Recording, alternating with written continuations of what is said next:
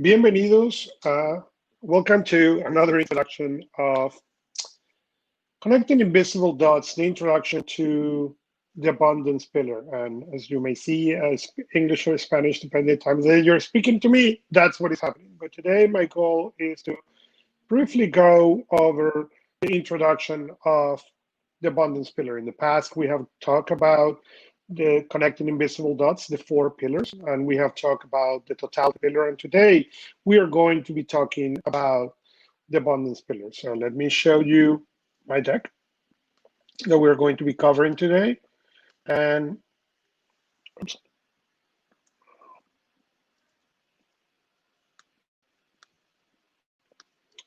excellent. And today we are going to be talking about connecting visible dots and how this really works in and how the abundance pillar works. As I said before, in the past, I have talked about what the connecting visible dot framework is, what the totality pillar is. That was the last webinar.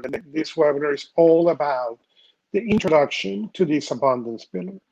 So let's begin remembering a little bit what is the connecting visible dots. And connecting visible dots is nothing else than a system designed to create synergy between your responsibilities. You have the totality pillar, you have the abundance pillar, the impact pillar, and the freedom pillar. As I said before, we have talked about the totality here, we have covered them briefly. Today, we are going to be focusing on the abundance pillar. But let's talk about who am I? Well, my name is Augusto Pinot, and I help create small changes that produce big impact. I coach people to find their voice and teach them how to create real impact in their life by helping them create and connect invisible dots. I always like to start with this slide. What did you see?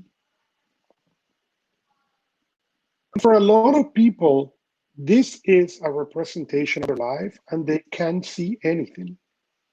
They just see a bunch of dots. But it's really, really important to pay attention to this image and understand and envision what you are seeing. Because at the end of the day, productivity, it's all about trust. Trust in yourself and trust in the system you have to bring stuff to your attention when it's needed. There is nothing complex about the mystery of productivity. It's about principles, tips, better habits, and using technology to support it. And this is what I do. I spend my time working with people on the principles, the tips, and the better habits, and how to use technology to support it. But why those dots are important? Why we want to focus on them? Well, if you don't mind, close your eyes for a second and focus for a moment on the color orange. Now open your eyes. Did you see any difference? The color orange was there before you close your eyes. The difference was that you were having your attention somewhere else. What I want you guys to do is to put your attention on what is important to you. So let's come back here. What did you see? Did you see anything? The reality is that you simply have way too many distractions that are not allowing you to be able to see the correct dots. So you can create the image that you really want. So let me help you here. Let's remove the distractions. How about now? Do you see it? In the world of productivity, there are no shortcuts. I wish that I could teach you shortcuts, ways to do it faster, but there is none. So what I want you to do is to slow down for a moment. Think back when you were a kid and imagine you have now in front of you a blank paper and a 24 box of crayons.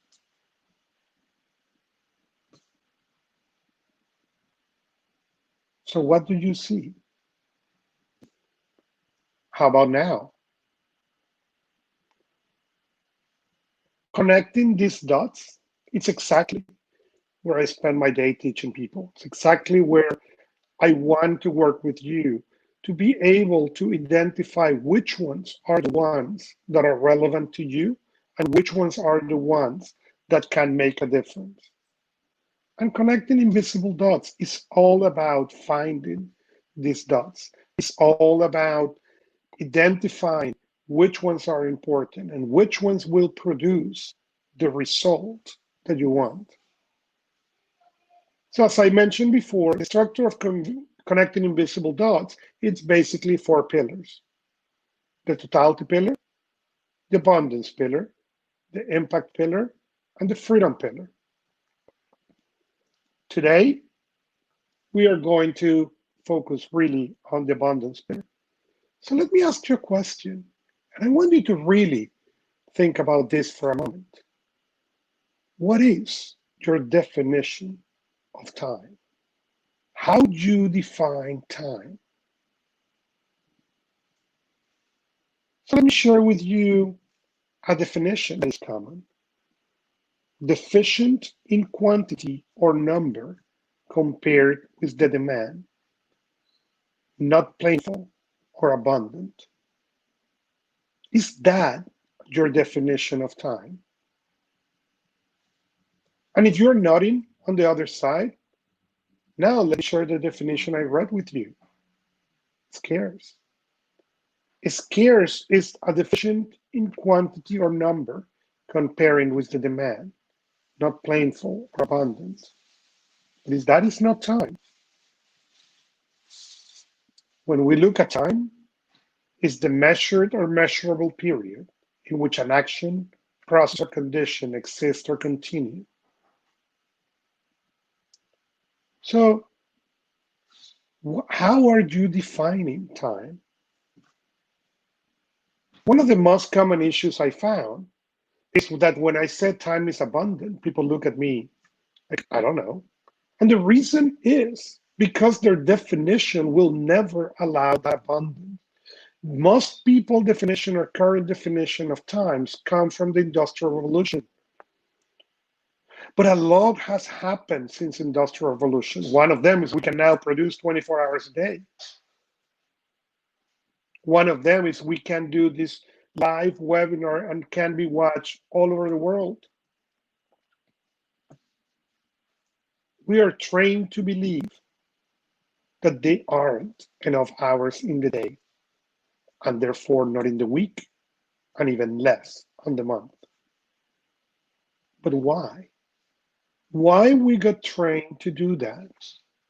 He was not thinking on you, by the way. He was thinking on that revolution, on that industrial revolution. But Albert Einstein said something really interesting when he talks about relativity. When you are courting a nice girl, an hour seems like a second. But when you sit on a red hot cinder, a second seems like an hour. That's relativity. So let me ask you, think about time. When you invest time on things that you love, is that a second or an hour? Now, think the other way. Every day, you and I get 24 hours. Yesterday, you had 24 hours, and tomorrow, you will have another 24. If you don't consider that abundance, then what do you think abundance is?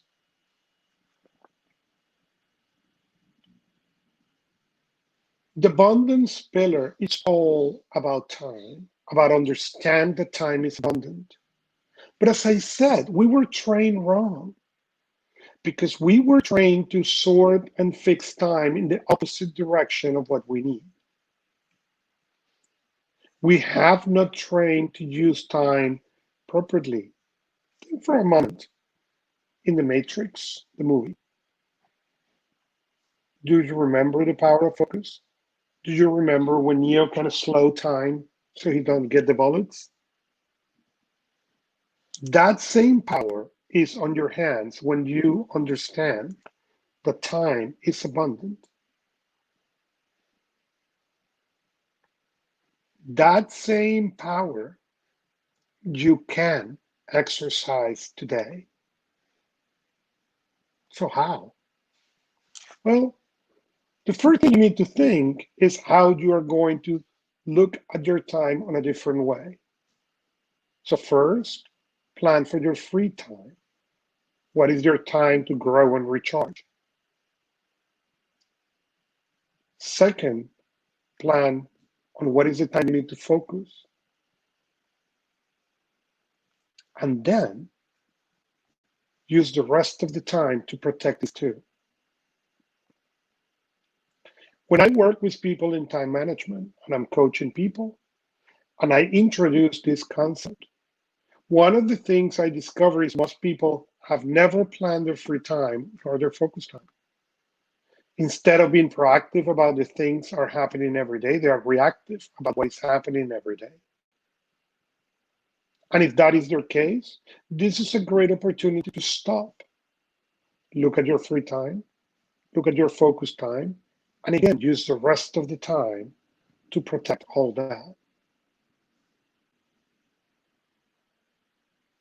The pillar of abundance is a really simple concept. It's about understanding the concept of time. When I ask you time, are you thinking or defining as deficient in quantity or number compared with the demand, not plain for or abundant? Or I was able to give you a new definition, the measurable period during which an action, process, or condition exists or continue, duration. Because if I was able to do that, then the time we are spending together has been completely worth it. Now, as always, let me give you a warning.